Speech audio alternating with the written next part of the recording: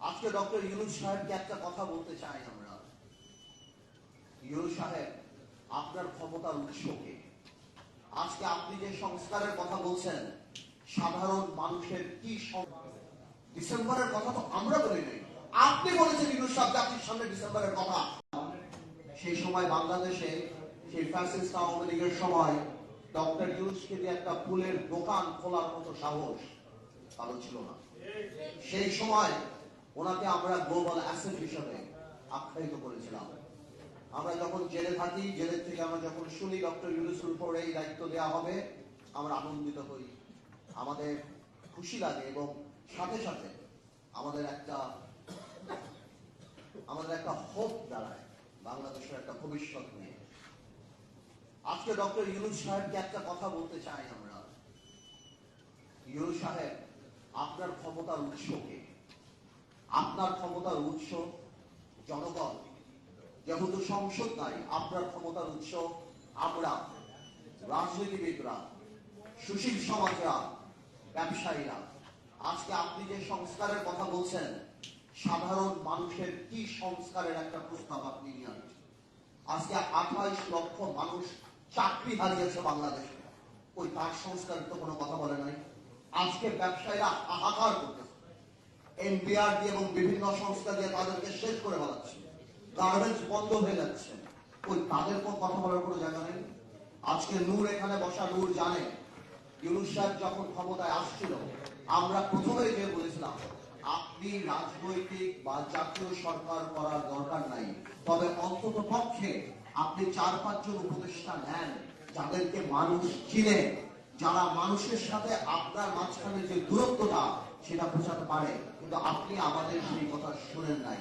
আজকে আপনার যে উপদেষ্টারা আছে তাদের অর্ধেক উপদেষ্টার নাম বাংলাদেশের মানুষ বলতে পারে না। তারা জানে না যে তাদের ভাগ্য কার দ্বারা নির্ধারিত হচ্ছে, কার দ্বারা ঠিক হচ্ছে। আপনার আরেকটা সোর্স অফ পাওয়ার ছিল কারা?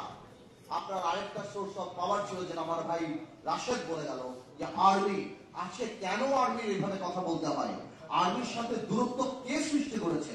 রাজনৈতিক দলের সাথে দূরত্ব কে সৃষ্টি করেছে? আজকে অনেকে আমাকে জিজ্ঞেস করে, পার্থ ভাই আপনারা ডিসেম্বরে নির্বাচন চান না? ডিসেম্বরের কথা তো আমরা বলি নাই, আপনি বলেছেন ইউনূস সাহেব জাতির সামনে ডিসেম্বরের কথা। আমরা বলেছি আপনারা সেই ওয়াদা আপনি রাখেন।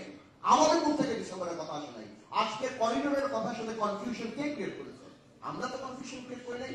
এই করিডোরের বিষয়ে ইউনূস সাহেব আপনি নিয়ে আসছেন। আজকে কষ্ট লাগে, আজকে কষ্ট লাগে। আপনার বেশ কিছু বলে নির্বাচন কবে? জানুয়ারিতে হতে পারে, ফেব্রুয়ারিতে হতে পারে, মার্চে হতে পারে, এপ্রিলে হতে পারে। এটা কোনো ধরনের কথা? আপনি জাতিকে কি একটা লটের মধ্যে ফেলে দেবেন? আজকে আপনি বলছেন আপনি সংস্কার করবেন। কিসের সংস্কার? এনসিপি কে ক্ষমতায় আনার সংস্কার, এনসিপি কে ভালো করার সংস্কার। দেখুন, এনসিপির প্রতি আমাদের দুর্বলতা আছে। এই যে বৈষম্যবিরোধী ছাত্র আন্দোলন, এদের প্রতি আমাদের দুর্বলতা আছে। আমি ব্যক্তিগতভাবে চাই, যদি এত বড় একটা সংসদ সামনে আসবে, তারা যদি ঠিক করে পলিটিক্স করে সামনে আসতে পারে, আলবি মধ্যে থাকবেন, আমি শিওর আমার এখানে যারা বয়স আছে তারা হবে। কিন্তু তারা যে প্রথম থেকে প্রত্যেকটা রাজনৈতিক দলকে আক্রমণের মুখে রেখেছে। এই যে একটা কথা তারা বলে যে বিএনপি আওয়ামী লীগ মুদ্রার এপিট আর ওপিট, আমরা আর আওয়ামী লীগরা বা অন্যান্য দলরা আমরা নাকি মুদ্রার এপিট আর ওপিট। ওনারা কোন কারণে এই কথা বলে? আজকে কি বিএনপি বাংলাদেশে 1400 লোক হত্যা করেছে? বিএনপি কি লক্ষ কোটি টাকা পাচার করেছে? বিএনপি কি 3টা জাতীয় সংসদ নির্বাচন, দিনের নির্বাচন রাতে করেছে? মাথায় রাখতে হবে, আওয়ামী লীগ কোন রাজনৈতিক দল না। Awami League is a criminal enterprise. আমরা রাজনৈতিক দল। আজকে বিএনপিকে আমি ধন্যবাদ জানাই যে বিএনপির মতো এত বড় একটা রাজনৈতিক দল, হয়তো ইলেকট্রাল রেটে আমরা ওরকম ইম্পর্টেন্ট নাও হতে পারি, কিন্তু রাজনীতি হয়তো আমরা রেলিভেন্ট। আজকে বিএনপি 31 দফা করার সময় আমাদের সাথে কথা বলেছে, আমাদের কাছ থেকে অনেক ধরনের অ্যাডভাইস দিয়েছে। এই পদক্ষেপকে আমরা স্বাগত জানাই, কিন্তু কষ্ট লাগে এনসিপি আপনাদের জন্য, কারণ আপনারা এর মধ্যে ইনক্লুডেড, অন্তর্ভুক্তি হতে পারেন নাই। আপনাদের দম্ভ, আপনাদের অহংকারের জন্য। মনে রাখবেন, সরকার চালানো আর সরকার নামানো এক জিনিস না। আজকে ইউনূস সাহেব, আপনাকে আরেকটা কথা বলি, আপনার অ্যাসেট কি? You are not politician. আপনার অ্যাসেট ইন্টেগ্রিটি, আপনার ক্রেডিবিলিটি, আপনার অ্যাসেট। আজকে যখন আমরা দেখি আপনি ইউনিভার্সিটি আগুনের লাইসেন্স নিচ্ছেন, আপনি ইউনিভার্সিটি লাইসেন্স নিচ্ছেন, আপনার অনেক কিছু মাফ হয়ে যাচ্ছে। আপনার ওখানে যে উপদেষ্টারা বসা, সেই উপদেষ্টারা রাত্রেবেলা এনসিপির সাথে বসে, সেখানে বসে কোন কফি হাউসে বসে সবকিছু ঠিক করছে। আপনার মন খারাপ, আপনি পদত্যাগ করতে চান, সেই জিনিস আমাদের জানতে হবে এনসিপির নেতা নাহিদের কাছ থেকে। এটা আমাদের জন্য লজ্জাকর ব্যাপার। আপনি আপনি আজকে যে পারমিশন গুলি নিয়েছেন, এই পারমিশন গুলি হয়তো কোন একটা গণতান্ত্রিক সরকার আপনি নিতে পারতেন, কিন্তু আজকে নিয়ে আপনার ইন্টিগ্রিটি অ্যাটাক করার, আপনার ইন্টিগ্রিটিকে প্রশ্নবিদ্ধ করার কোনো দরকার ছিল না। এজন্য আমরা বলতে চাই, আমরা জানি আপনি রাজনীতিবিদ না, আমরা জানি আপনার আশেপাশে রাজনীতিবিদ নাই। আপনি এখন নির্বাচনের ডেটটা দিয়ে দেন বাংলাদেশে। আমরা সবাই বলছি যে ডিসেম্বরের মধ্যে নির্বাচনটা আপনি যদি দিয়ে দেন, এই দেশে সবকিছু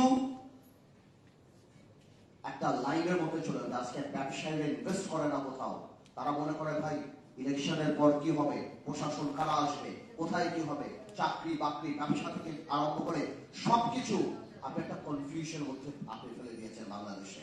আজকে আমাদের কষ্ট লাগে, আমি রিপিট করতে চাই না, অনেকেই বলে আপনি বিদেশের মাটিতে কত বড় মিসলিডিং ইনফরমেশন দেন। আপনি বলে একটা বিএনপির মতো একটা রাজনৈতিক দল ছাড়া আর কেউ চায় না। তো আপনি তো ওই রাজনৈতিক দলটা দৈর্ঘ্য হওয়ার প্রশ্নের কথাও জাপানে বলে দিতেন যে ওই রাজনৈতিক দলটা কত বড়, ওই রাজনৈতিক দলটার সাপোর্টেই আপনি যে চেয়ারে বসে আছেন, ওই রাজনৈতিক দলটার সঙ্গেই যুবপৎ আন্দোলনে আমরা সবাই ছিলাম। তাহলে এত বড় মিসলিডিং ইনফরমেশন আপনি দিতে পারেন না। ভাইয়ের আমার, আমি কথা শর্ট করবো, এখানে সালাউদ্দিন ভাই চলে আসছে, সালাউদ্দিন আবার অন্য জায়গায় যেতে হবে। আমি এখানে এতটুকু বলছি, আমরা জানি নির্বাচন দিলেই সব সমস্যার সমাধান হবে না, নির্বাচন দিলেই সবকিছু শেষ হবে না, বাট নির্বাচনেই জনগণকে ক্ষমতায়ন করার একমাত্র, এবং নির্বাচনেই বাংলাদেশের সবচেয়ে বড় সংস্কার। আর বাকি যা সংস্কার সেটা সময়ের ব্যাপার। ইউনূস সাহেব 17 বছর বাংলাদেশের মানুষ ভোট দেয় নাই, আপনি মানুষের ক্ষমতাটা মানুষের হাতে দিয়ে দেন, মানুষ আপনাকে সবসময় স্মরণ রাখবে, আমরাও আপনাকে শ্রদ্ধার সাথে স্মরণ রাখবো। আমি আগেও বলি ইউনূস সাহেব, পলিটিক্স আর ইকোনমিক্স এক না, পলিটিক্সে 2 আর 2 22 হয়, ইকোনমিক্সে 2 আর 2 4 হয়। আপনাকে অনেক ধন্যবাদ।